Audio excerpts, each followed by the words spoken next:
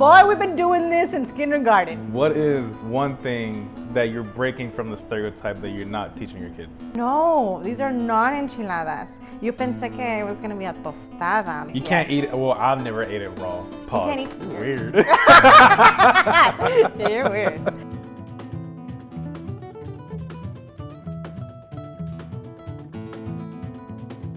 This is episode 3, right? Episode 3. Episode And if you 3. don't know, hold on, my camera is so.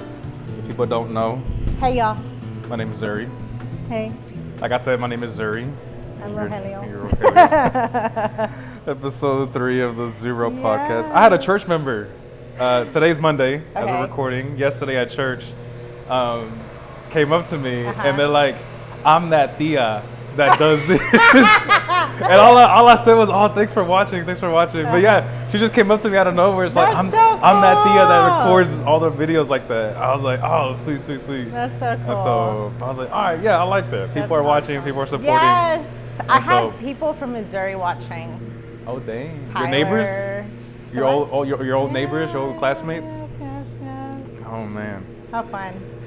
My hot take before we start, or as we start, people that have a thing for well done anything, Yeah, no. steaks, burgers. That's the main thing. Yeah. Anything cow related, well done. People should be How do in you a. how do you get yours done? See, if it's a burger, I like mine medium or medium well. Okay. And then if it's a steak, 9 times out of 10, I'm getting medium. Medium.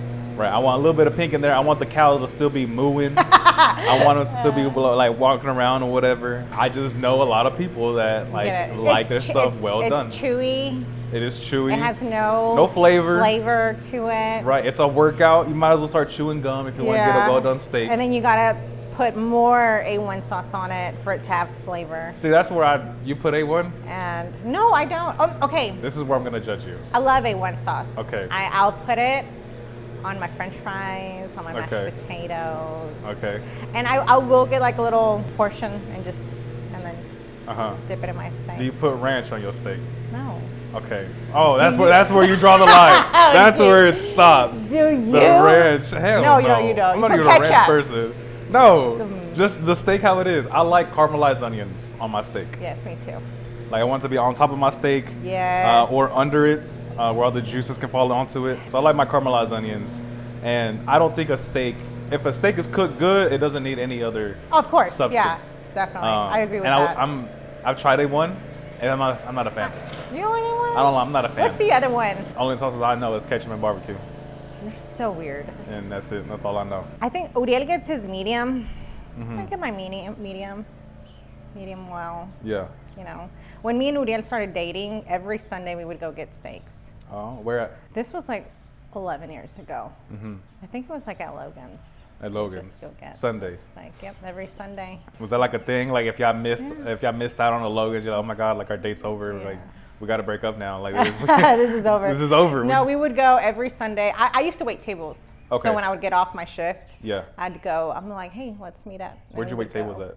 At Cracker Barrel. Okay. Yeah. Is that your only restaurant job? Well, I had apart from- Chick-fil-A. I worked Wait. at Great American Cookies. Okay. How was that? I loved it. Did you have a lot of weird like?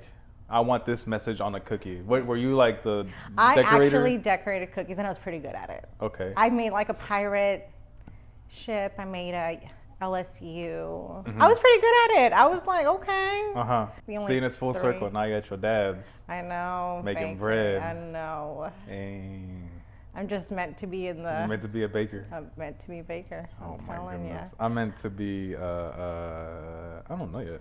See, I made you the marranito. Yeah, see? This is the little piggy that went home. And I'm the bad Those are the best ones. And I'm the wolf. Today's topic, very controversial. I think, I don't know. Depends on how you take it. If you're sensitive, oh well. If you're not, I love you. The stereotypes in our community, within our people. I will say, I want to start off, turning on your lights inside your car while you're driving is not illegal. Okay? It is not illegal. It is completely fine if you turn on your lights at night while you're driving your car, like the dome lights, the interior lights. Yeah. It's completely fine. My parents told me it was illegal. It's not illegal. It's fine. My mom brainwashed me. She's like, what are the police are going to think we're doing something? I'm like, yeah, we're going home. We're not doing anything else in this car. And so, were you told that lie? No. Did you ever tell that lie to your kids? Yeah. I do. I tell my kids all I mean, there's a logical reason because the time. light reflects off the window. You Yeah. can barely see sometimes. all the time. But you tell them it's illegal? That's me. No, I just told her. I said, Mama can't see. I mean, that's a valid. I really can't. That's way better than Because saying she's like, it's I illegal. cannot see my Barbie. And I'm just like, Mia, Suck it up. We don't need to see your Barbie right now. We're okay. I said, I cannot see. Because I'm leaving the house to drop off my kids. And it's still dark. And she's like, I can't see my Barbie, Mom. Or I can't color. Or just things like that. And Like, I'm girl, like, wait 30 "Baby," minutes. I'm like, you're fine. Yeah. We cannot do that. But yeah, my mom had never told me that. No. No. Did y'all ever turn on the lights inside the car? I don't know. Maybe growing up. I mean, what kid doesn't? I mean, that's true. That's true. I mean, today's cars like got some super bright LEDs. Like my mom's, I messed up. My mom's had the original like amber, like orange color lights. And I'm like, I want it to be like daylight in here. So I swapped all the lights to bright LEDs. And now whenever somebody needs to turn on the lights, when it's pitch black dark, people get blinded. Why would you do that? Cause I'm like, I don't know, just cause. Cause I upgraded all my mom's lights, inside, outside. From the like, I don't know if yours has it, but like the side mirrors like have the lights that point down. And so I upgraded those too. I don't know, I just wanted it to be bright, and now I kind of regret it. Well, that's kind of like our inside. We had changed all of our interior lights in our house to these like bright lights. And at first I hated it. Yeah. But now I'm just like, hey, this is kind of nice. Well, I think there's a science behind what lights should be in which room. Yeah. So, I think so too. Cause like my room, amber lights, like it's, what is it, like 3,500 Kelvin, like basically like a sunrise or sunset color. And then in the kitchen and the living room, unfortunately the kitchen, living room, and dining room all have bright LEDs. But I feel like the living room should have warm tone. Yes. Dining room and kitchen super bright. Yeah, kitchen especially. Yeah, kitchen especially. Your bathroom bright, and Closet then, too, I feel. Because ours has the really light ones, and I hate it because I can never see. And I'm like, Uriel, when are you going to change these into those bright ones? You have that little string, the little light bulb No. string? No? Oh, yeah. I hated those. but You hated no. those? Yeah. Well, I don't know. I don't have a closet. I got drawers. My sister has a closet. She's the only. No, my parents have a walk-in closet. I'm the one with no closet. It's alright. I don't need any more clothes. The more clothes I have, the more money I need to spend, and I don't need to spend any more money. I feel you. And so I'm gonna just keep it as is. I don't know where this started or who started this. Parties, right? And having to say hi to everybody, but like having to go up to everybody, like, hola, ¿cómo está? Hola, ¿cómo está? And Hey, I'm like, tía, some of whatever. these parties have like 200 people. Yeah. And like a bunch of people. Just get on the and microphone. you still have to. And you're still required to like at least say hi to majority of the people, and I hate Or like it. wave from a far distance, like, hey, whatever. Because sometimes I'm just like not in the mood. Yeah. I don't want to talk to people. I don't know you. Yeah. I bet you didn't say hi to everybody at my mom's party. I didn't. I'm gonna tell my mom. I just said hi to you, Robert. I remember growing up when we would go to like my dad's side of the family in Houston. My mom's side of the family used to live here, like at the HUD, like in the Lufkin area, and that was a thing. Like I had to walk up to them and say hi, either a handshake, like either a full hug or a half, no, a 3/4 hug. There was no half hugs. Had to be a 3/4, like where basically like half of our chests were touching each other, or a good firm handshake with the elders. And then around my age, I'm like, hey, whatever, bro. Just dab them up or whatever, and that's pretty much it. Yeah, because I mean, you're considered rude if you don't say hi. I mean, but we've had some people come to the house that was a +1 from another family member that did not say hi to everybody. And you know, if you go to our house, our gatherings, it's like 15, 17 of us, right? It's my brothers, their kids, my mom, like my parents, and my uncle, my cousins, like all of us together. We're about like 17 people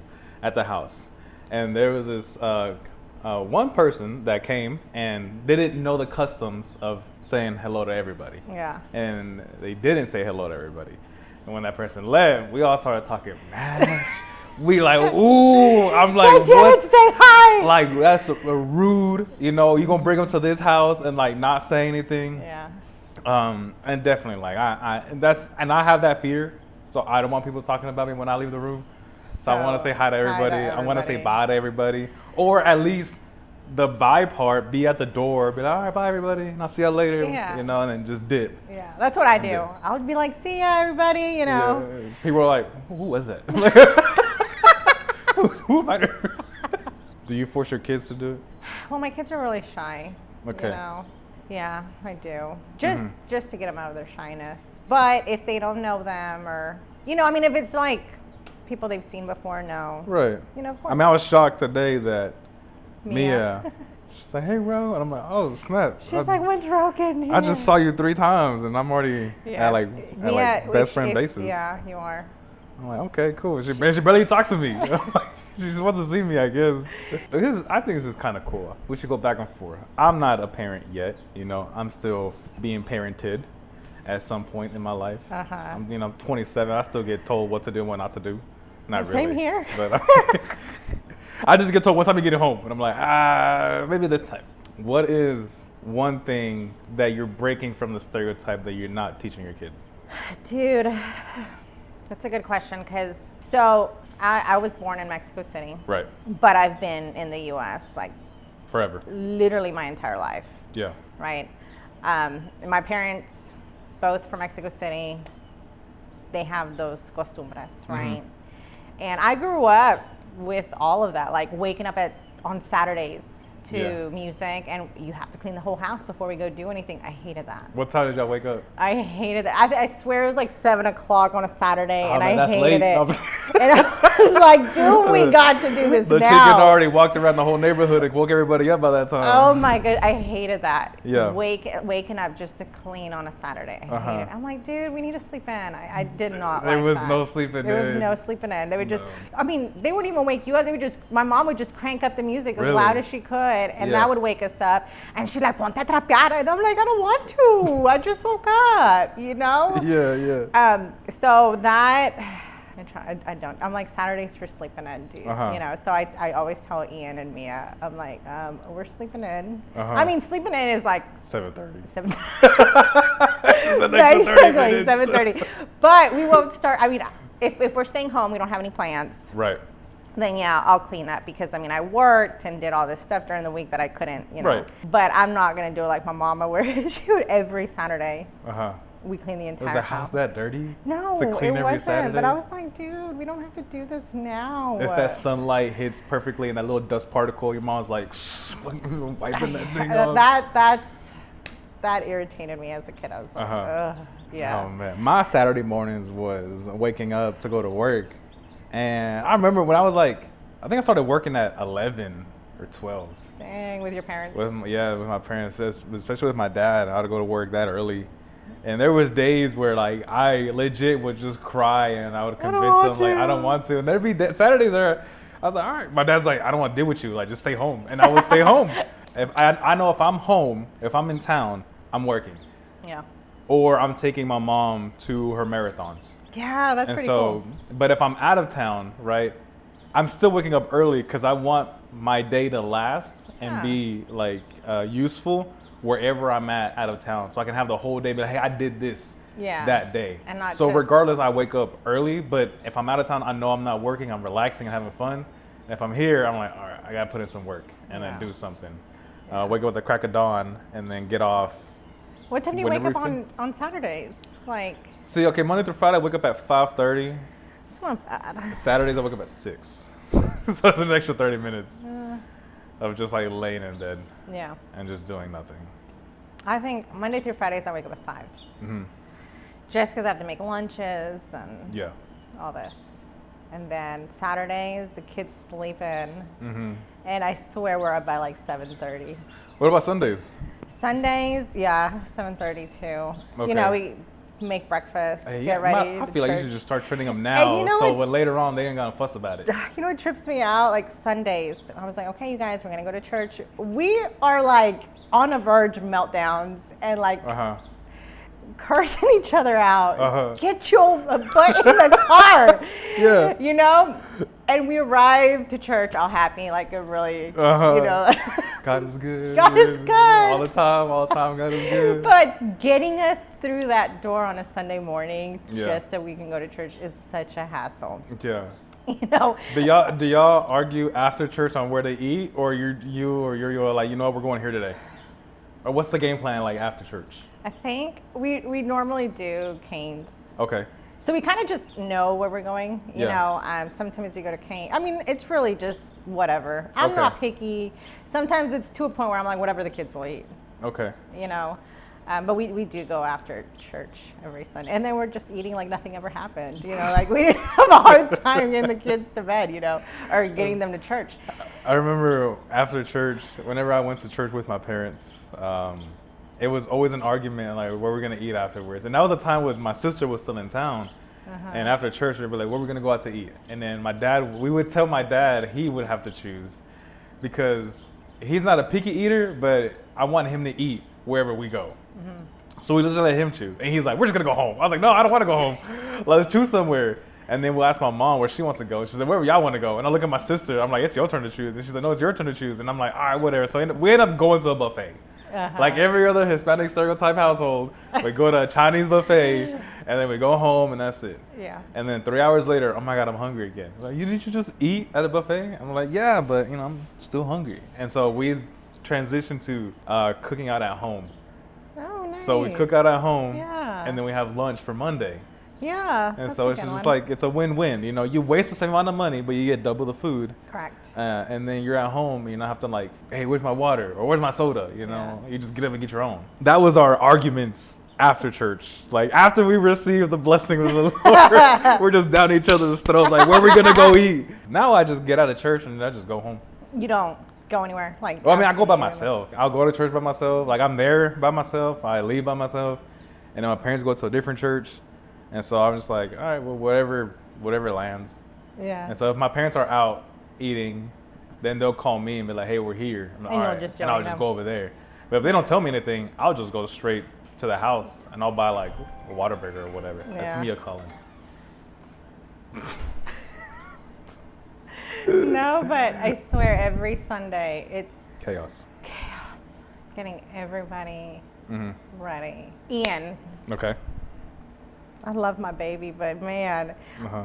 at Monday, because he goes Monday through Thursday. He doesn't go to school on Fridays, right? Okay. What do I do now, Mom? Boy, we've been doing this since kindergarten. You know, Uh-huh. like just getting him ready for school. You Yeah. know, he'll just like wander around. I'm like, did you put your shoes on yet? Yeah. Did you get your, There's a checklist. you know, I'm like, we've been doing this since kindergarten. Yeah. You wake up, you brush your teeth, You wash know, your I face. was like, at one point, you just made him a list of, you know, yes. Okay.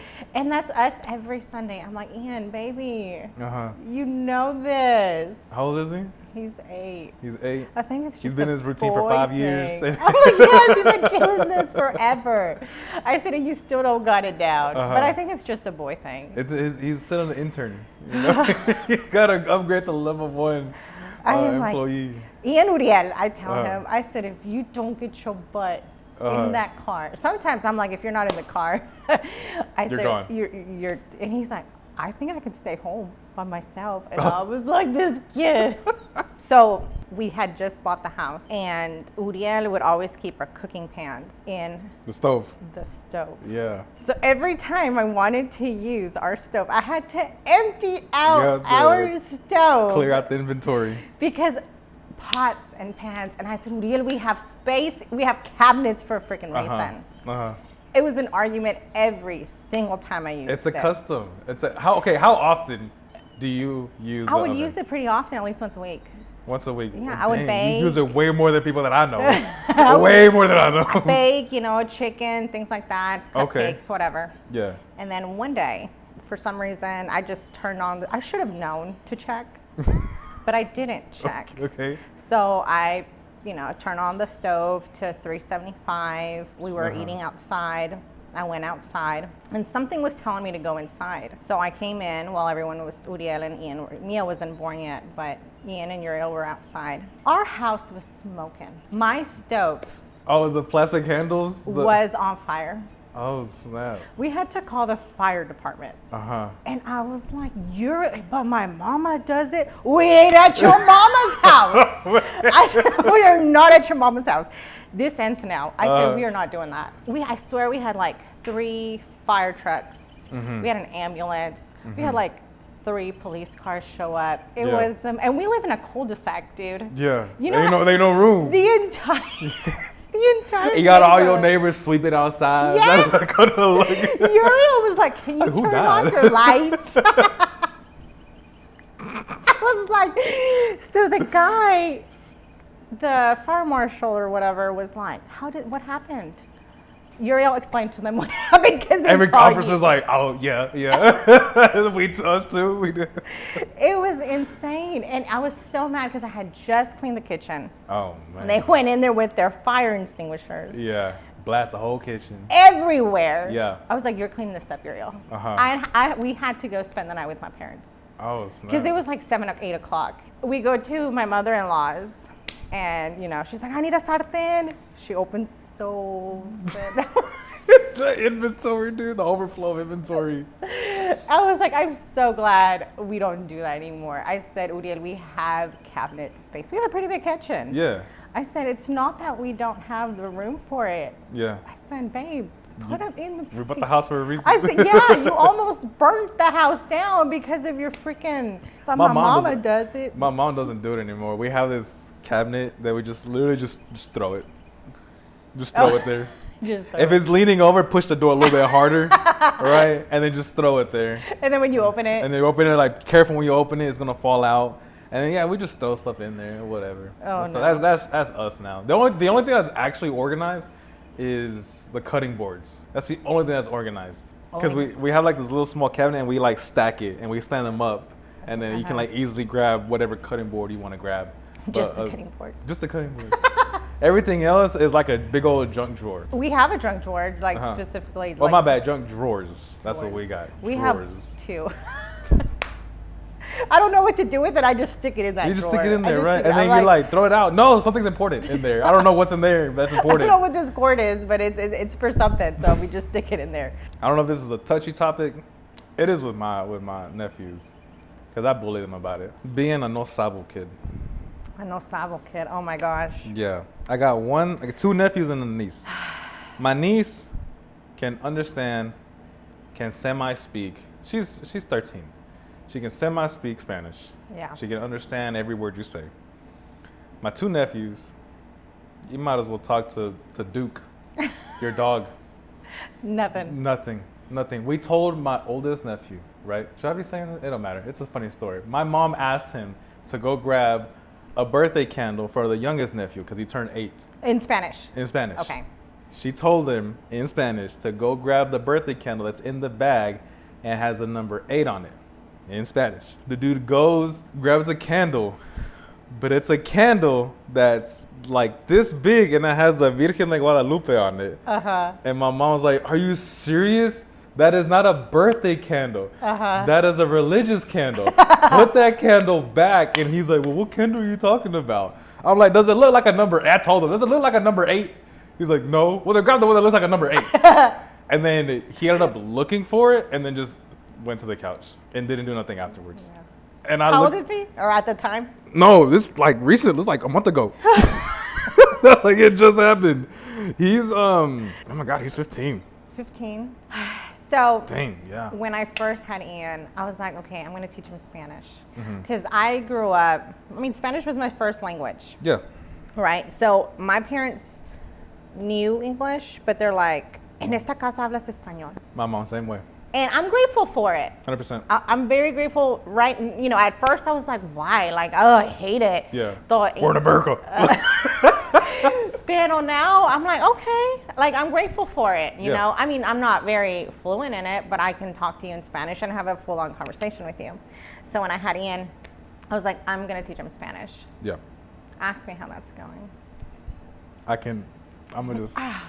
He understands it. Okay. Very well. Right. Like anyone can talk to him in Spanish and he'll get it. But he just does not talk it. And I've tried and I've tried and I've tried. But he's like, Mom, I'm an American. God bless. I said, Ian, I said, yes, you were born. He was like, I was born in America. I was like, yes, but your parents are Mexicanos. Uh-huh. But I'm an American mom. And I was like, this joke. I bet you're like, I never had a kid, but today I'm. And it gets me every time. If you ask him, Yeah. you know, he's like, I'm an American. He's an American. He's an American. Hey, God bless to him. I was like, this kid of mine. And I was like, baby, but you need to understand, you know, this is our cultura. I was like, Yeah. oh, He's like, you mean culture? Like, oh, man. But I guess it's my fault because I never really Carl? tried my best. Mm-hmm. I have this one friend who she's in a Hispanic and she's married to an American, and they have 2 little girls. And one day they came to the store and I was like, hey, you know, and she was talking to her baby in Spanish. I'm like, and she was about Mia's age, around 3. And I was like, that is awesome that she knows that. She's like, that's all I talk to her is in Spanish. You know, except for her dad. Her dad, you know, will talk to her in English, you know. But other than that, if she wants something from me, she has to talk to me in Spanish. I'm like, that is so great. Like, I wish I would have done that. Because Mia, tampoco. Mm-hmm. She'll get it. She'll understand it. I mean, she hasn't told me she's an American yet, you know. But Ian will be like, Mom, I was born in Texas. Uh-huh. I'm an American. You're Mexican. You're Mexican. I was like, My last name might be Rojo, but con el nopal aquí en la frente. my middle name might be Uriel, but I'm an American. I'm an American.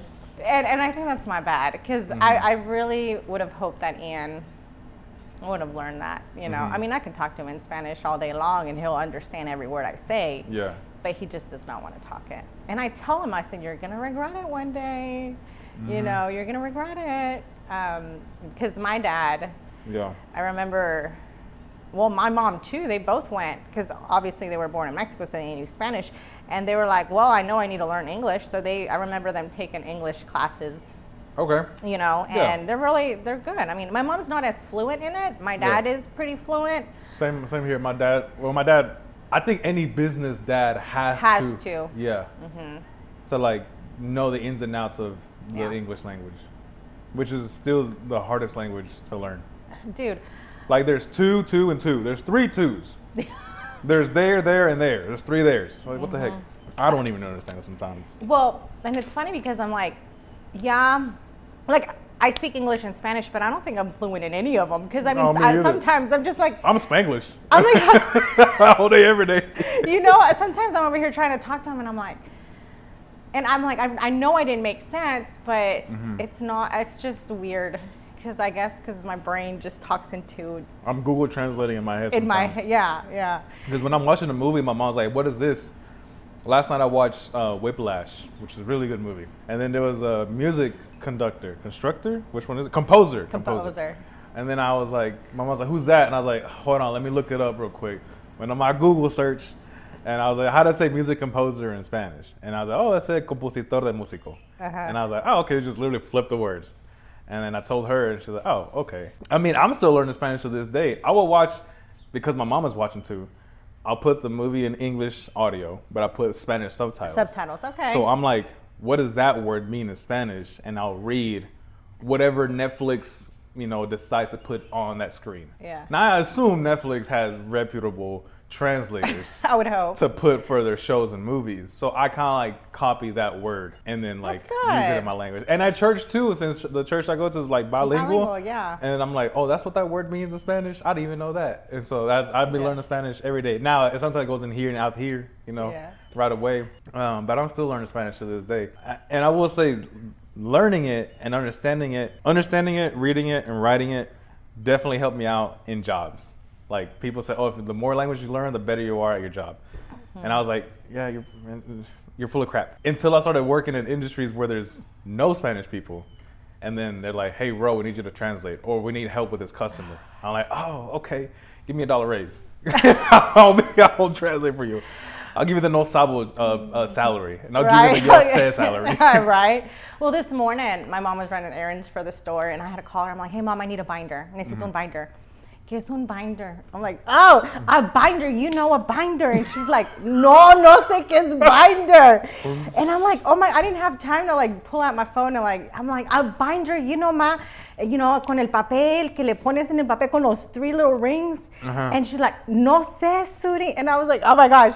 And so then I had to figure that out. And then I was like, okay, I'll call you back. I Googled it and dude, you already forgot. Yeah, I already forgot. You know what? I pay people watching like, what is binder in Spanish? So we're gonna find out what binder. It starts with a C. What's you talking about carpeta? A carpeta. That's what my mom said. But you want the rings. Yeah, the rings. Well, a folder is a carpeta. Oh, like just a plain carpeta. folder. The Spain version of binder is.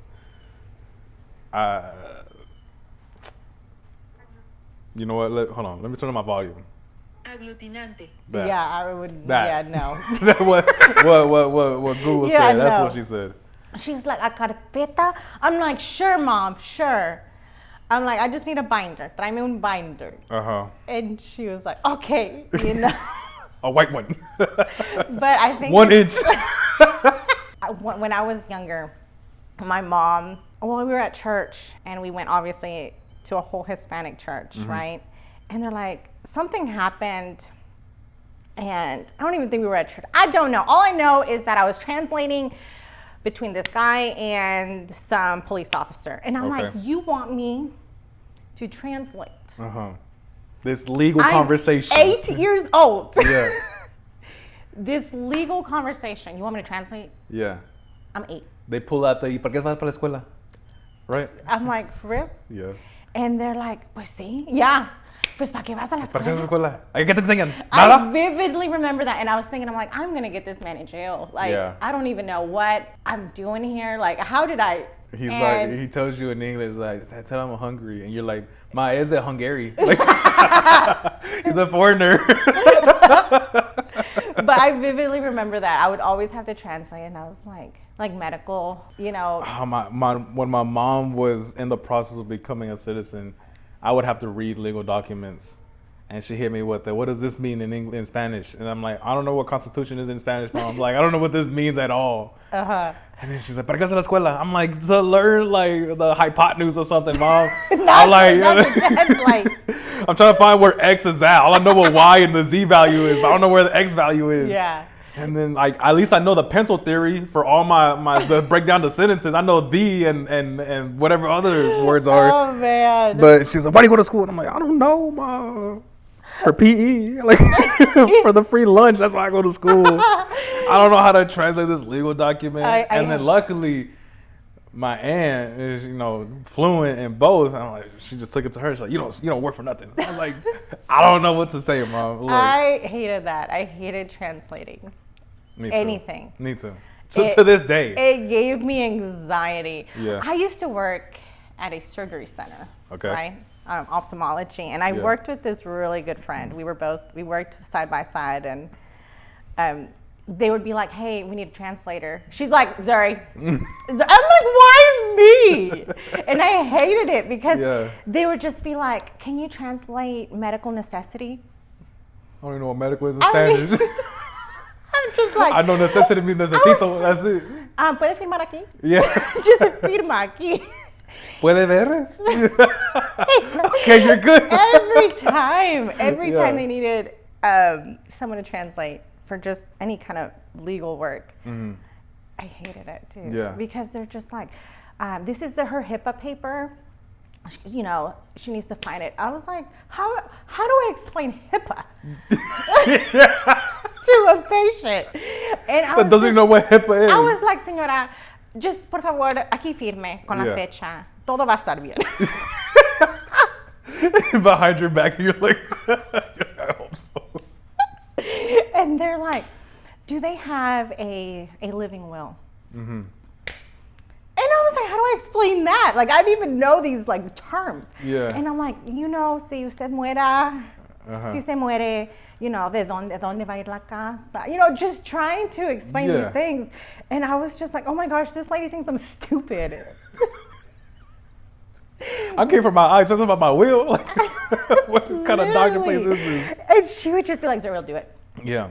I was like, why me, dude? And I just that always gave me anxiety. Yeah. And to the point where I had to like make notes on my phone, but sometimes I wouldn't even have my phone on me. And Yeah. I was like, how do I explain these medical papers that people have to sign? I remember medical one field. time I was at this company, but I told this customer to not come. I told in Spanish in front of the person that was helping them out.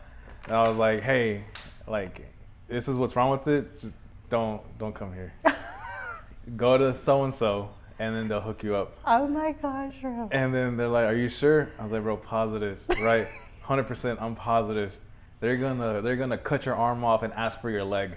Like, just don't. And he's like, okay, what's wrong with it? So I told him, because I didn't diagnose it, but I was part of the diagnosing. And I told him, like, hey, this is what's wrong. Here's what I found out. Now, this is not all the information I know, but this is what I know. And I'm 100% confident that if you fix this one issue, it won't take care of everything, but you'll be able to drive your truck for a long time. He's like, okay, what's wrong with it? I told him what's wrong with it. I was like, but just go over there. And like, they'll do the same amount of equal work for less pay. Yeah. He's like, okay, thank you. And then I was like, all right, bet. And then the person that was helping, I was translating for, they're like, what'd they say? I was like, man, they don't got the money right now. They don't got the money right now. They try to give me the whole story. And I was like, man, like, this is how we work. And he was like, are you sure? I was like, yeah, man, that's what I told them. He's like, man, okay, I thought I was gonna get that customer. I was like, nah, not today. So I use my powers for good sometimes. Use my powers for good, for the greater good for the people. And I did tell him, and then like a couple months after, he's like, hey man, thank you. he came back to bring his wife for a recall. And then I was like, recalls are free. Yeah, of course. And he's like, hey man, thank you. Now you saved me a whole bunch of money. I was like, yeah, no problem. I got you. I got you. If you need any more help, don't come to me. Like, I use all my lifelines on you on that one time. After that, that's it. After that, they started bringing in bilingual people to start working in the front, and I'm like, oh, I'm screwed. I can't do anything no more. Yeah. And so, but yeah, I use my powers for the greater good. That one part. Shout out to that one customer. I'm glad you did it. I'm super glad you did it, because if not, it would have been like $2,000 for the repairs. That's insane to me. I'm like, how nah, people bro, just go for it. Is it just like a known thing that all of us Hispanics know our own universal sign language? What do you mean? Like how did you ever do this with your kids? For example, you're like, Ian, can you give me that? No. You never pointed with your lips? No. No? I'll give them the look, but I think that's just like. I don't even know if that's a Mexican thing. My mom did that. She's Honduran. She'd be like. Your dad is the Mexican, right? My dad's a Mexican. My mom's Honduran. She'd be like, give me that. No. Oh, okay.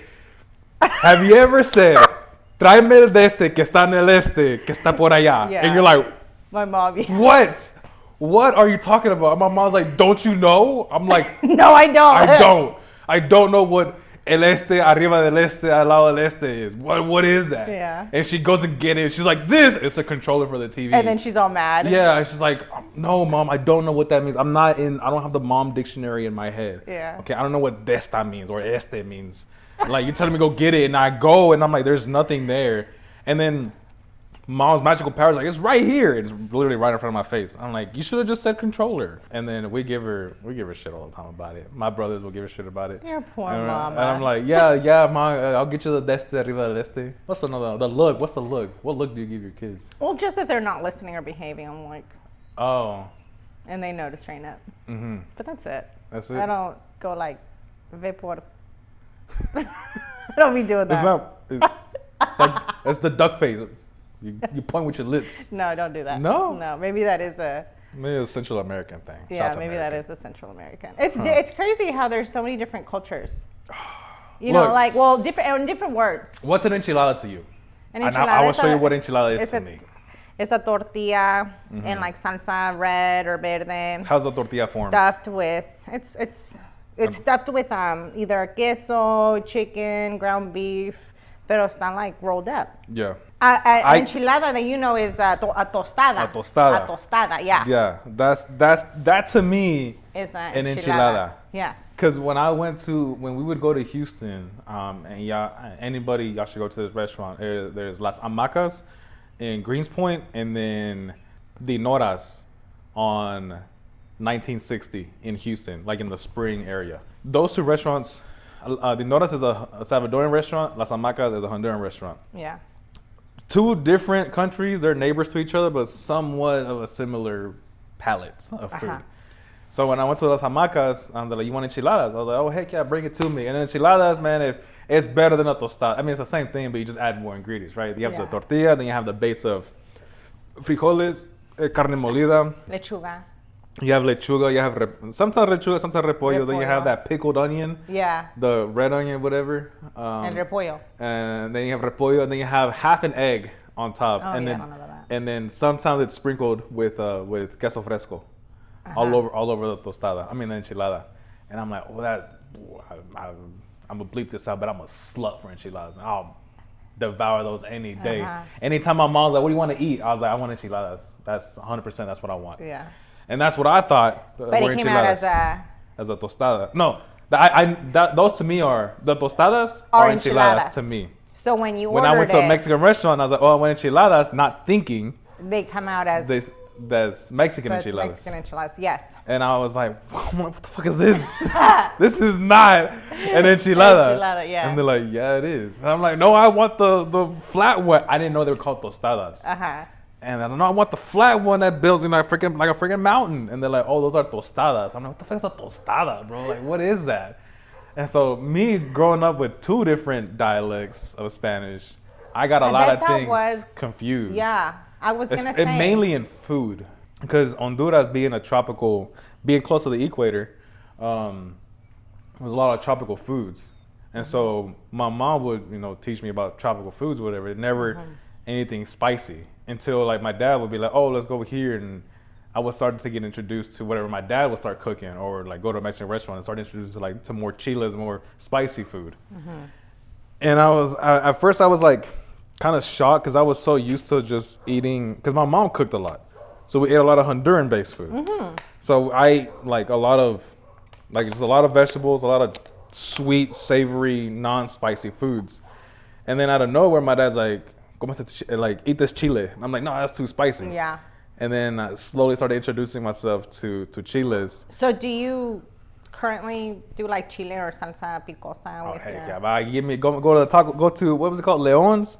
I put both salsas on my tacos. The Taqueria Leon? Yeah. The taco truck? 100%. Oh, bomb truck. Green truck. I love their truck. Yeah. Green truck. Yeah, I put both salsas on my tacos now. I do agree with that. Or if not, I'll dip my taco in the salsa and then just eat it like that. Yes. And so, but there are some salsas I'm like, I'm a step out of that one. Like it's a little too spicy for me. What about the habanero? Is that too spicy? It depends. Who makes it? Yeah, it depends on who makes it. It depends on how much lime they put in it. Okay. If it has a good amount of lime, then you're set. It's not too spicy. Yeah. If they're like, let's put more tomate and cebolla in it and not a lot of lime, I'm like, okay, that's a little. So your mama is not much into that? No, but she'll cook it because of my dad. Okay. But she will make. I bet it was hard for her too to adjust to that. Oh, 100%. All I knew growing up, was white rice. Yeah, I was gonna say that. I did not know what red rice was. Yeah, and in Mexico, the foods are so different. Yeah. Because I will say, there was a lot of parties that you go to is the basic thing. Here's your carne, frijoles, and arroz. That's all you have at parties. And then at these parties, I have like arroz rojo, red rice. Yeah. And I hated it for the longest time. No. Because I'm like, this is not good. And I see people that like devouring the arroz and this is awesome rice. I'm like, what? Y'all don't know rice. Because I grew up with just white rice. White rice, yeah. And I'm like, nah, my mom's rice is pretty good, bro. And they're like, no, red rice. I'm like, what is, nah, dude. There was a long time where I disliked red rice. I bet that is hard. My mom, she had no issues. She married my dad, with both from Mexico City. Yeah. But when I have a guy at work, he's from Guatemala. Yeah. And he's like, we took like orders, and he was like, I want some enchiladas. He thought they were tostadas. Oh. And he opened his to-go plate, and he was like, yeah, and okay. I was like, those are enchiladas. He's like, no, these are not enchiladas. Yo pensé que it was going to be a tostada. Like, y'all call it tostadas. And I was like, you're weird. You're weird. For real, Yeah.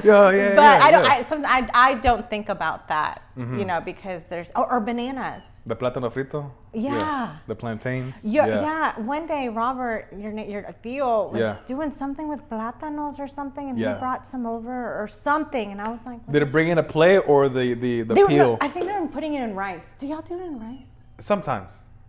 He was My doing mom has never done it in rice, but there is a food truck by Planet Fitness, Los Atojitos. I think that's what it's called. That's a Salvadorian Honduran food truck, and they have this big old plate.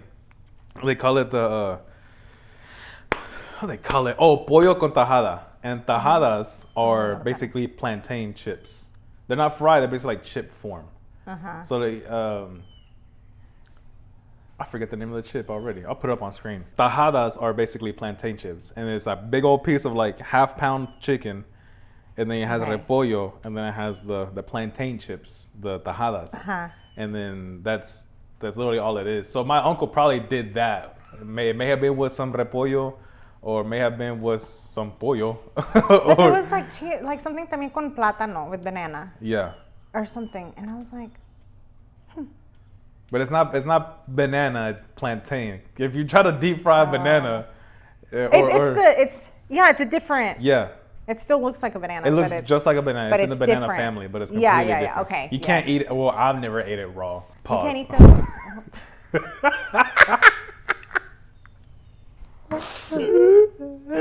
But my mom always fries them. Yes, you do fry them. So I've seen people, But there's always times where I don't know how my mom does it, my grandma does it, but sometimes they come out really sweet and like still juicy, or they're like dry and. Do you think it depends on like how ripe? Maybe. What is it called? The plantain. Plantain. Yeah. Yes. There's Mia right there. I know, you hear her. I see her. I want to go. My peripheral. Oh, do you? Oh, there she is. She's so cute. But yeah, I saw him doing that. I was like, It's good when you have crema and then with some black beans on it. Oh, black beans. I always grew up with black beans. Yeah. Never the traditional like the brown. My mom did black beans because it was like healthier. Yeah. So I did grow up with black beans. Mm-hmm. And you know what? Like my mother-in-law or someone asked me, she's like, do you know how to make frijoles de olla? I'm like, no, bro. Yeah. We get that straight from the can. You're American. And I envy people who could do like. We got it from our bunker, you know. We ran out of supplies. We gotta go get it. Like I genuinely do not know how to. I don't know either. But frijoles de la olla or whatever you do that. I was like, there's an olla in this frijoles. You know charro beans. Yeah, I know charro beans. I make a bomb ass charro beans. Pero son de lata. Oh. We listen and we judge. But they come out so good. But or tortillas hecho a mano. Yeah. Yeah, I don't know how to do that either. I tried. 100%. I tried. My parents laughed at me, and I'm like, good. You know, this ain't my skill set. I'm not made to, and then I ain't made to do all that stuff. I ain't either. And so I'm like, I'm good. Just put. I actually like making breakfast. Breakfast is kind of like my thing. I'm not like a connoisseur. I ain't no chef or anything like that. But I'll whip some stuff up, and I'm like, I like this whole bunch. My go-to is I'll make toast. And then, do you make toast? Do you burn the bread? You toast. But toast is already toasted. I warm up the bread to make toast. I warm up the bread and make toast. And depending on my protein, it's either like honey ham, it's either bologna or bacon or all the above. And then whatever I got. And then I'll heat it up on the pan and then an egg.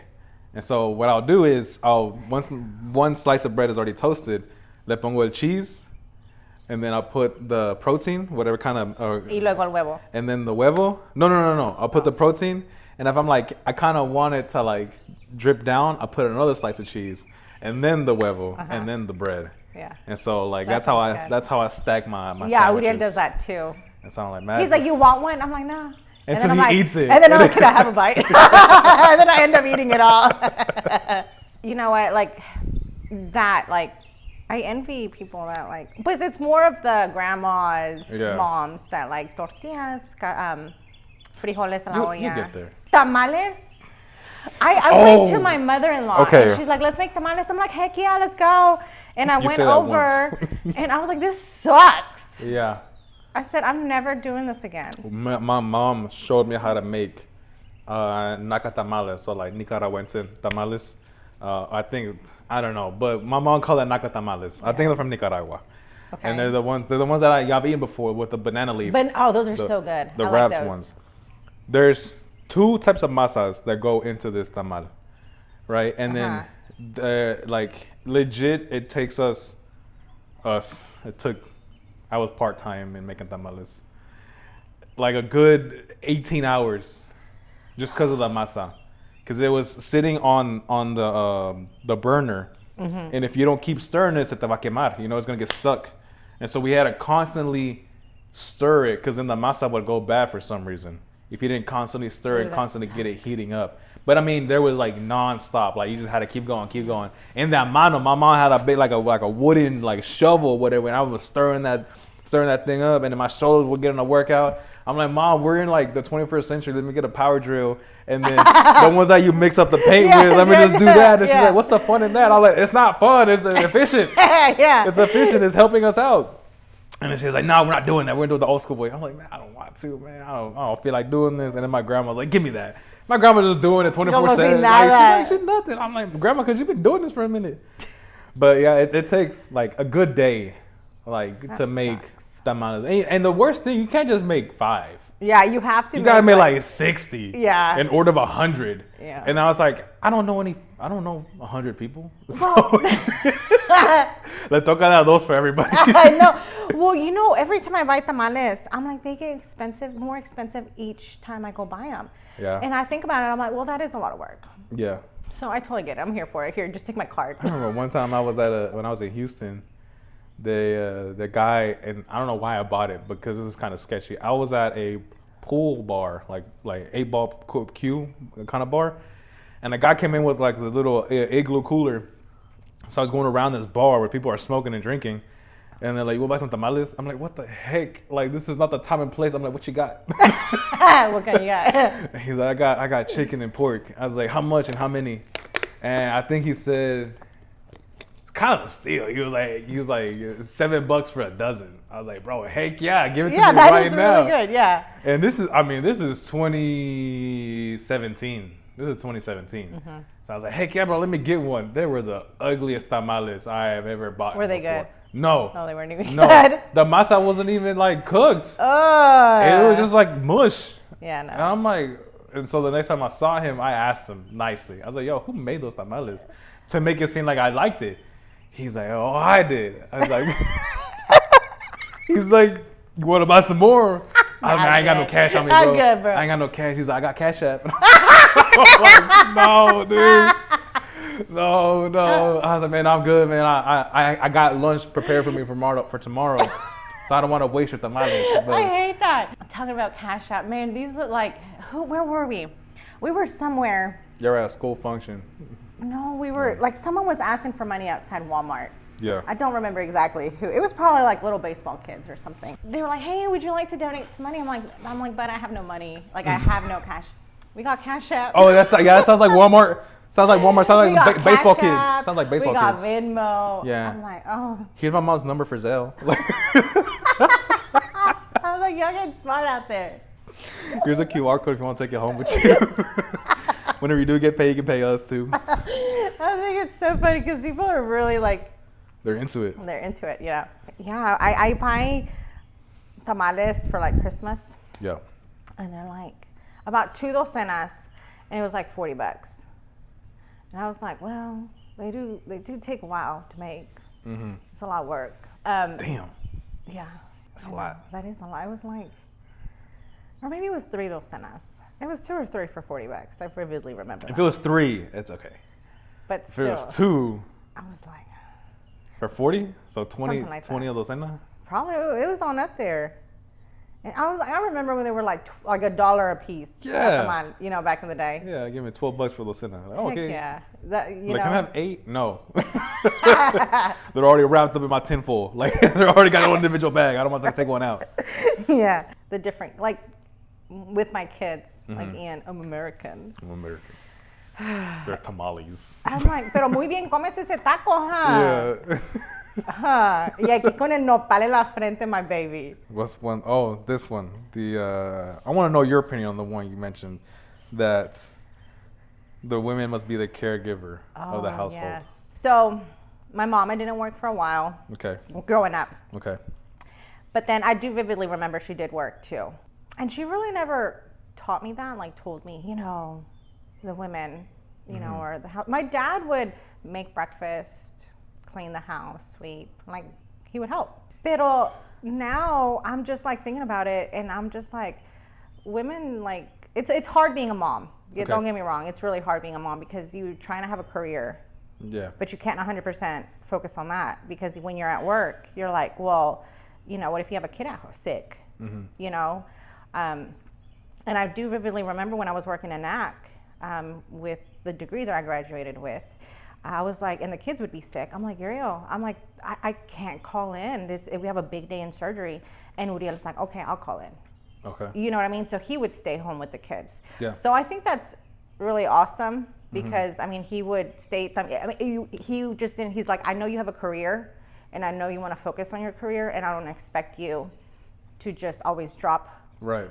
Your career. Yeah. And so he would help me out a lot. Okay. And also tell me, hey, I know you got goals and dreams and all that. Like right now. Yeah. He's With in this. there, watching the kids. Yeah. And I think that's really awesome because especially having a son, like I want him to know that, like one day if you ever get married, you shouldn't expect your wife to just always clean and cook. Uriel will come home and he'll cook or wash dishes or watch the kids, things like that. So I want Ian to teach, to know that, and grow up like, hey, well, my dad, he would do dishes. And to this very day, I'm like, Ian, vente a lavar los trastes. And he'll wash the dishes. He'll do, like little odd things that he can do at his age. Yeah. But I do feel like strongly about that. Like, I think it's both parents, like I understand, hey, as my husband, I tell him, I know you have a lot on your shoulders, because you're the bread of, the man of the house. Yeah. So I mean, if the kids are sick, yeah, you're the breadwinner. Yeah. I will. Well, luckily you got a place where you can do that. Adjust to that. Yeah. And so I'll stay home. Yeah. With the kids if they're sick. But when I was more focused on, when I didn't have that flexibility on my other job here, I was like, okay, I'll stay home.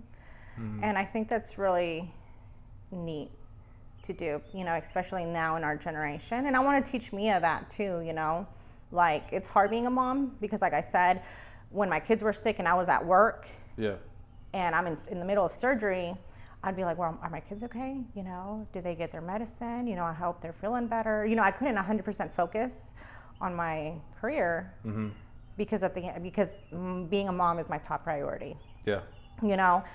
But then again, I loved what I did, but I didn't want to just always drop what I was doing.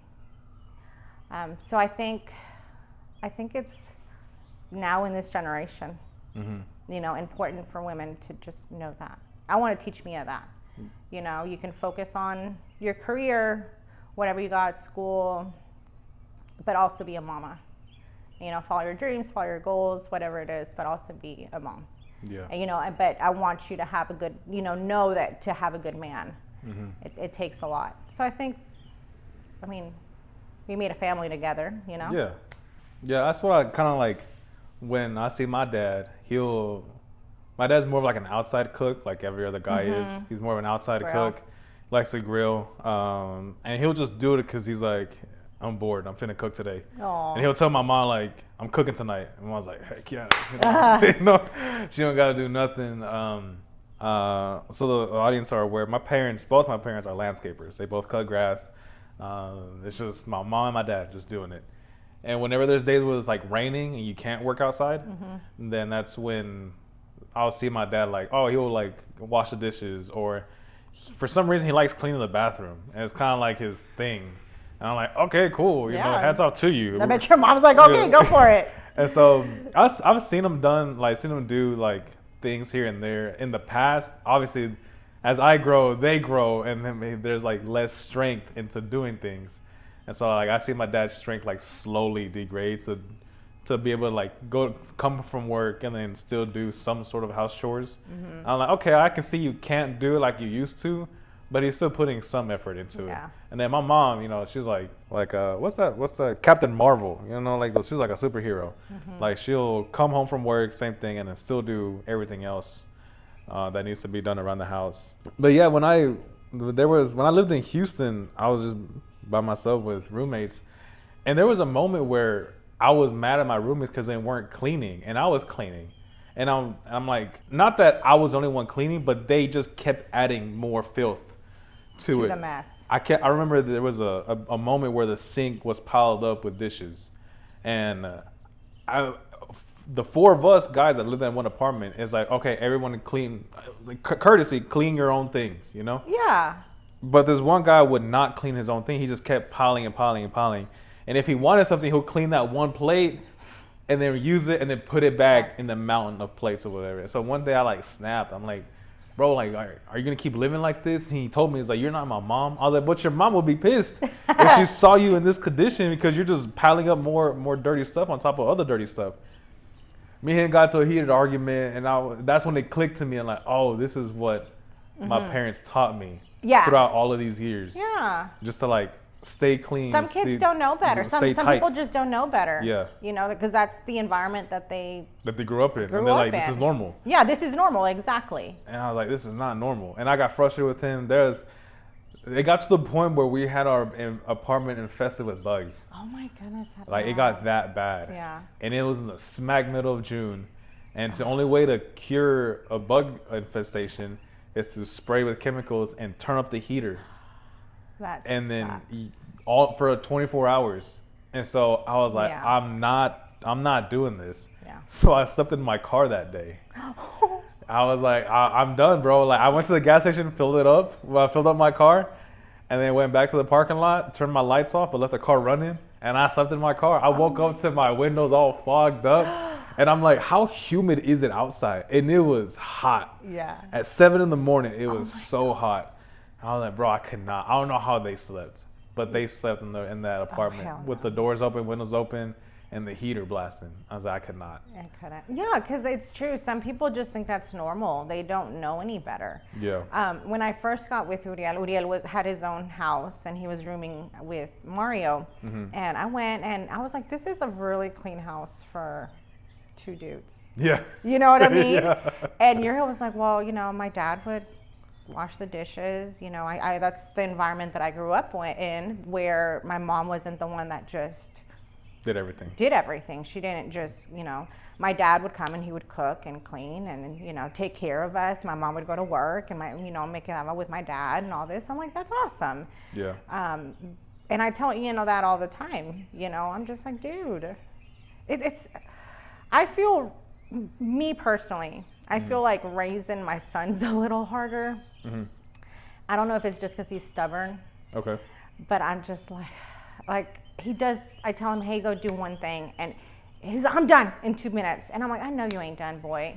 I go check it, and sure enough, it's not done. And I was like, yeah, you need to learn how to do the job right the first time, because you're gonna spend double the amount doing it. Look, you're already. And so I was like, and I'm like, oh, I got like another 10 years to to train him, you know, to teach him how to do all these things. Because at the same time, I'm like, what if he goes off to college? I don't want him to be living in that guy. Yeah, I don't want him that. You know, I want him to learn how to do his laundry and wash his dishes, pick them up after himself. And I'm like, man, and I'm thankful that Uriel helps me out tremendously around the house too. And he always tells me, he's like, hey, I'm going to support you with all the dreams that you got, you know. And I think that's good, because I want Mia to also see that, like, hey, my dad was there for my mama through thick and thin. Yeah. You know, I need to find me a man that's going to do the same. Yeah. So I think that's big, because I've met a lot of Hispanics where they're like, no, mi mamá hizo todo. Yeah. My dad would just get home y se sentaba.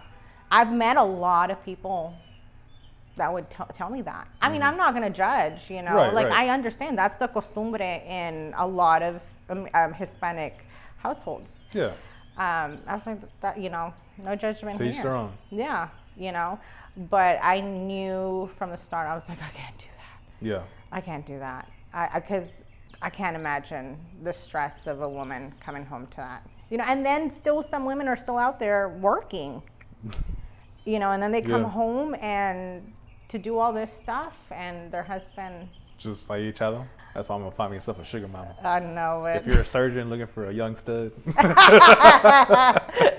holla at me. Oh my goodness. Before we get into the Am I the Asshole? If you want to book a trip, use U8 100 to book your trip with EF Ultimate Break. Travel all over the world. Good payment plans. You'll be secured. You'll be safe. You'll have 24/7 customer service. You have a guide that will guide you to everywhere you need to go. Coming on my third trip, going to Italy and Greece with my sister and my travel roommate from Canada. And now we went to Croatia. And now we're going to Italy and Greece together. So yeah, if you want to travel and save $100, use the code U8 Link is down in the description below. And hope to see you at the airport. Nice. Cool. So what is today's... Wait, you have to tell us about your speed. You were in the speed chase? Oh yes, my high-speed chase. Did I tell you this? No, you've Okay, never told me the story. I told your sister this story. When I went to Canada, very first EF trip, right? I was nervous. I'm like, I'm going to a different country. Luckily, it's just above us, so if something were to happen, just come I could straight. just... Take like what's it called, a skip and a hop over, whatever. A hop and a skip, whatever you say. My flight was supposed to be at 5 a.m. So I go to Houston. I got a homie that lives out there. I'm like, hey, can I just stay with you the night and then just leave a little bit earlier? Instead of having to leave at 1 a.m. from here, I can leave at 3 from your place and still get parking, all that kind of stuff, whatever. He's like, yeah, sure. And he's a police officer. So I go to his house. I'm there until, I get there around like 9. I sleep until 1 o'clock and I get a phone call from him. He's like, hey man, just, because while I was gone, he was having a baby shower at the house. So he's like, it's gonna be an inconvenience to have the car at the house. He's like, I don't want to be responsible for your keys and your car, so leave your car at the police station. He's like, what's gonna happen? It's a police station. It's the most secured place in this town. And I was like, all right, cool. It seems logical. So I go to the police station, and he's like, are you a felon? Because if you are, we gotta lock you up and you can't go on your trip. I'm like, we're gonna find out right now if I am or not. So I signed all the paperwork, you know, and they're like, all right, you're clear. And I was like, all right, so I know I was clear. And then he's like, all right, we're gonna do a ride along. So the ride along, if people aren't aware, and if you're not aware what a ride along is, you got to sign like, I think 4 or 5 documents in the police station. They do a background check on you, and then you can go on this ride along. So you are with a police officer in his vehicle, riding along the city, forever, how long he wants you to be in there for, whether it be his whole shift, a couple hours, whatever. And so he worked the night shift, so he's gonna take me around his routes and show me all these cool inspector gadgets that he got in his car, and then take me to the airport. I was like, all right, cool, no problem. I get to hang out with my boy, and then be in a cop car for the first time in the front seat. And we're just going around town. He's showing me how the police scan for people for speeding, how they scan for the license plate and all that kind of stuff. I was like, okay, it's kind of cool. It's like crazy how y'all pull us over for using our cell phone, but y'all got all this stuff right here, right? And a big old laptop, but it's fine. And, you know, it's okay it's not okay if I use my cell phone, whatever. And we get a call on the radio that's saying like high pursuit chase. And then every time I heard the radio one, I like immediately shut up, right? So he can hear what's going on. And he's like in full cop mode at that point. He grabs the radio, says some cool codes over the radio, and then he's like, all right, we're on our way. And I'm like, hold on, who's we? And he's like, there's a high-speed chase, we got to go after it. So he puts it. Put your seatbelt on. No, that's the first thing I did. Put my seatbelt on. Once I got in the cop car. Okay, now some people I might have a bad habit of not wearing their seatbelts while they're driving. But the first thing I did was I clicked it or I get a ticket. You know, like the billboard says. He puts it in. We were parked somewhere. Puts it in drive and he guns it. And I'm the whole time I'm silent because I'm like, I have tunnel vision. All I see is what's in front of us. I don't see what's beside me. I don't care what's in the rearview mirrors. First thing he does, he slaps my chest to make sure I have my seatbelt on. And then he's listening to the radio and trying to see where the cops are going, where the car is going. And we're going like, no, I kid you not, like the main street for your neighborhood, we're going like 120, 140 in a Suburban. and we're just gunning it. We get on the highway, we're tailgating another police car. We're basically like fishtailing him. Every time I look at a speedometer, we're increasing in speed. I'm like, I didn't think these things could get up there. On the radio, we hear crash. Like the car that they were chasing had crashed, and it had T-boned another car. And the car it had T-boned was an Uber ride that was coming back from a party. And the car that we were chasing was an Audi, and the only thing he had on him was like, I think a pound of weed. At that point, they're like, bro, just get arrested. You'll be in jail for like a month. Or maybe even overnight. I don't know, something. You should have just pulled over. And now he to not go too much in detail for YouTube, he got more charges than what he was expected of. If he would have just got pulled over. Yeah, of course, if he would have just got pulled over. Yeah, because he had T-boned a car. You can just imagine there's two passengers in the rear seat and then the driver. And then both passengers didn't have their seatbelt on. So you put your imagination in your head on what could have happened that night. And I'm at this scene. We're at a 4-way stop. And then all I see is like 15 or 20 cop cars surrounding this guy. And I'm like in the passenger seat. And I'm like, holy crap, I'm in it. I'm seeing this. I'm witnessing this. And I didn't save it on my Snapchat, but I had barely peeked my phone above the dash and like scanned the whole area. Because I didn't want people to be like, what are you doing? Right? Because I'm paranoid. This is my first police chase. My friend had a body cam on him, and he put the body cam on the computer so I could see what he sees. And the first thing I hear was the passenger saying, where's my girlfriend? Where's my girlfriend? And I'm like, where's his girlfriend? Well, his girlfriend is not in the car. She's somewhere else due to the crash. So... And my friend's like, we gotta assess you first. So I realized that whoever the officer is with, they can only talk to them and like handle them. Whatever happened to the other person is the other officer's responsibility. And so that we gotta take care of you first. And we were outside of our district. So let's say if the accident happened, if we were in Lufkin and it happened here, we have to go back to Lufkin and scan that area because there's no police officers in Lufkin anymore. And so I hear on the radio that like somebody has to go back to Humble because we're not in Humble no more. And my friend's like, well, I gotta go. I got a passenger with me and he got an airport. He goes to the airport. And I'm looking down at the time and I'm like, yo, it's 3:30 and my flight's at 4. No, at 5. It's 3:30, my flight's at 5. And we're not even close to the airport. And so my friend's like, all right, we gotta go. And so he leaves and we're gunning it. Like we're going another 120, 140 with the lights on going back to where we need to be. We stop at this donut shop. I'm like, oh, classic. Cops, donuts, or whatever. And then he's like, and now we wait. And I'm like, what do you mean now we wait? He's like, now we'll wait for the next call. I was like, that's how cold-hearted cops are? He's like, that's how we have to be. Yeah. You see something tragic. You just have to. And you just have to like, all right, what's next? And go on to the next call. I'm like, bro, you live like that? He's like, it's part of the job. Yeah. It's what pays us. Yeah. I'm like, heck no. I gotta go to the airport. I'm gonna miss my flight. We go to the airport. I thought I was flying Air Canada because I'm going to Canada. My ticket said I was flying back with Air Canada, not flying with with Air Canada. I was flying like with United my first flight, so I got my tickets messed up. And I go to the kiosk, whatever, and Air Canada's closed. And I'm like, what are you talking about? It's closed. Like, it can't be closed. I got my flight in literally 30 minutes. And I asked the lady, like, hey, I need help. And they're like, oh, this is your return flight ticket. You need your going ticket. You're going United. And I'm like, okay, where's United? She's like, oh, it's on the other side of the airport. I'm like, are you serious? So I'm panicking. I got my backpack and I got my other suitcase with me and I'm running like in the movies.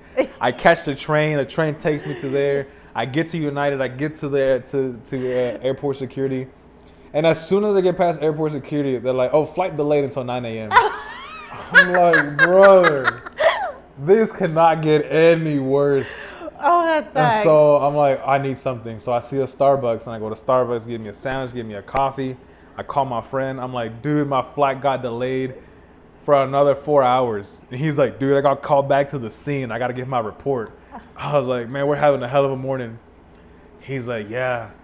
you want to come? He's like, you have 4 hours. I was like, no, I don't want to go with you. I've been up since 1 a.m. with you. I want to sit down and chill. He's like, all right, it's your call. I was like, yes, it's my call. I want to stay here. I get to Canada, and then your first day is always your welcome dinner. You say hi to everybody. And they're like, oh, so how was y'all's flight? And I told them, y'all ain't going to believe what just happened to me today before coming here. And luckily, on my Snapchat, I still had it on my story. So I was able to give proof to people like, hey, I was in a police chase. I was in a police chase. I wasn't part of it. I was part of it. I wasn't in it.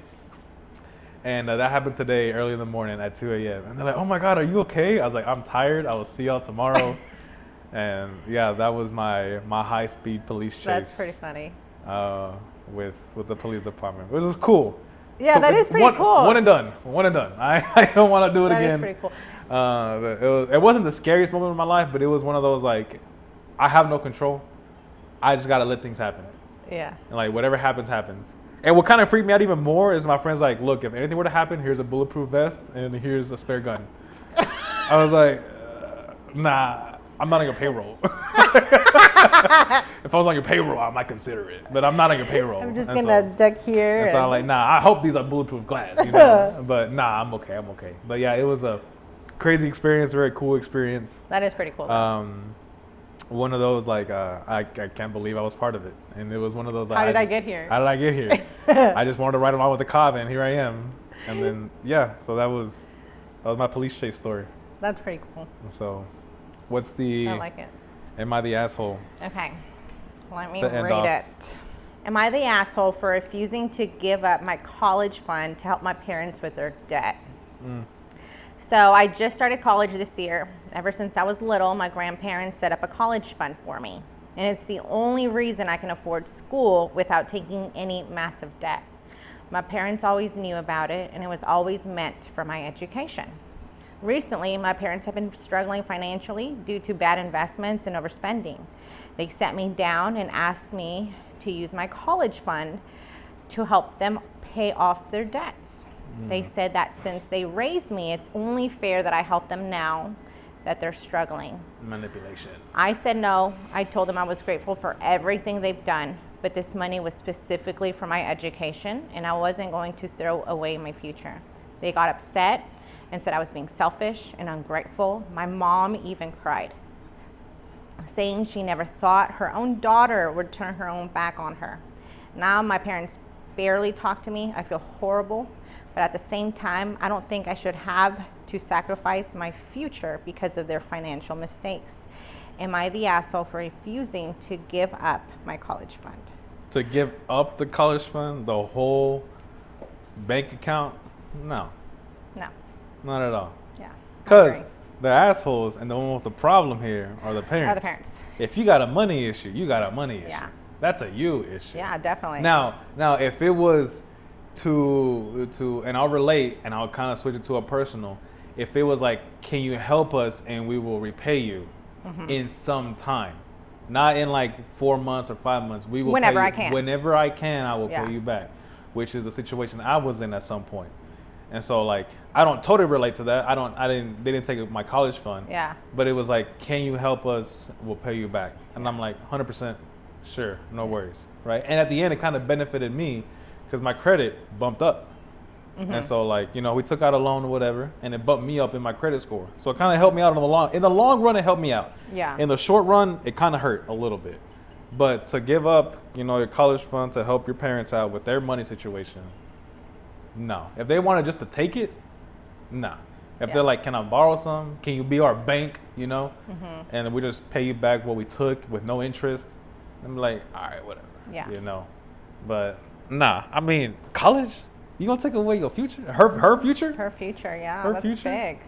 And then they're gonna be like, why aren't you doing anything? Well, you took all the money. I know, right? Well, coming from a personal level, my mama always taught us, me and my sister, how to save.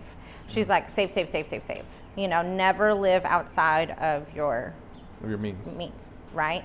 And so both my parents taught me that, but more specifically my mama. right? And I'm so grateful to that to this day, because someone asked me, they're like, how are you going on all these trips? Yeah. Right? Yeah. I'm like, okay, I honestly do not mind sharing that with you. I really don't, because I want people to experience as many trips as they want. Yeah, she used code UA 100.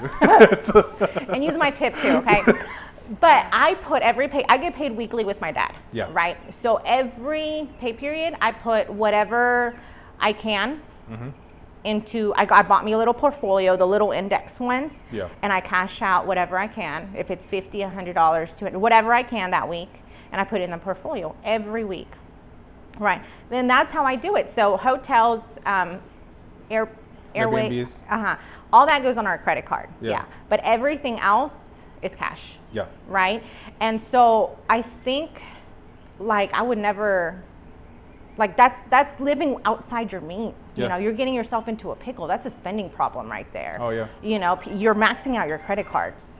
Yeah. And I don't think that's, because then you have that stress on you where you can't sleep at night. How am I going to pay for this credit card that I have? You know, I had to, you know, apply for this other credit card because I'm over here stretched thin. And then you have 4 credit cards. Yeah. I don't be doing that. And I don't think that's very fair. Like, that's her future. That's your daughter's future. Don't you want her not to do what you're doing? Yeah. You know, like, you want her to have a good future. You want her to not be in debt, something that you are, obviously. Yeah. You know, I mean, why would you ask?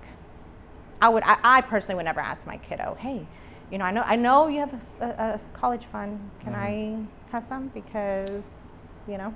Because I have a problem. Because I have a spending problem, you know? Yeah. I think she's not. And I think that's really low for a parent to, like, stop talking. Yeah. You know? The cold shoulder. That's messed up. That's cold. That's very messed up, because honestly, I don't think I could ever do that to my babies. You know, I'm like, that is my problem. Like, you didn't get me here. Right. I got myself into that problem because I was not smart with my money at that point. You know, so I tried to always tell Ian too, like, his grandparents will give him a bunch of money. I'm like, hey, give me $20. And I put it in a little. That was my next question. Like, what's up with the birthday money? Do you take it and then? That's what I do. I said, you can, like, if they give him $100, I say, give me 20 or 40. And I do have a little one that's specific for Ian. Yeah. And he'll give it to me, and I'm like, you can have this for a car or for college. And I have him a college or. Man, I could have had a nice car by the time I turned 18. Right? But, you know, my mom's like, what birthday money? What you mean, what birthday money? She's like, oh, I bought you that game you wanted. I was like, fuck it, we're going to use that camera. It's been 2 hours. I cannot believe that. And it does not feel like it does not feel 2 like hours. it. But it was because I had a PlayStation. She's like, well, I bought you that game. I'm like, okay, well, I got 120 for my birthday. You telling me you bought me this $40 game and it covered the whole thing? Yeah. She's like, yeah. I'm like, whatever. So I always had an argument with my birthday money disappearing because of my mom. Aww. And I'm like, whatever. Well, I told Ian, I'm like, give me it. I said, when do you'll thank me? You know, I'm like, this can go for your first car or for something. I said, but I'm not going to give it back to you. I'm not going to use it. Right. I'm not going to spend it. I'm going to put it in the bank, you know, to build interest and all that. But I don't want my kids to have spending problems, especially with how crazy the economy is right now. You know, I cannot imagine how it is when our kids are our age, you know. So I really want to teach my kids about, hey, you got to live within your means and you got to save where you can, you know. And that's my thing. Like, every pay period, I'm like stashing money into these envelopes. And it builds up. Yeah. It really does.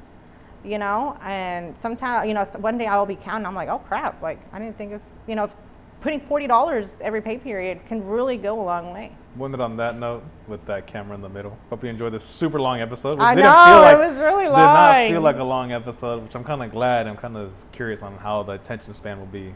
But yeah, episode 3, right? We've already got a lot of love and support. Shout out from people from the church, the comments, the DMs, the people that reached out to Zuri. I'm still waiting for people to reach out to me. I know. I was like, does nobody reach out to Ro? Because, I mean, everyone's been commenting, texting me, messaging me. I've gotten one person from church. No! Show him some love, you guys. One person from church. And if you can hear, here's my tiny violin. But but with that, we'll end it there. And as always, God bless. Yes, thank y'all.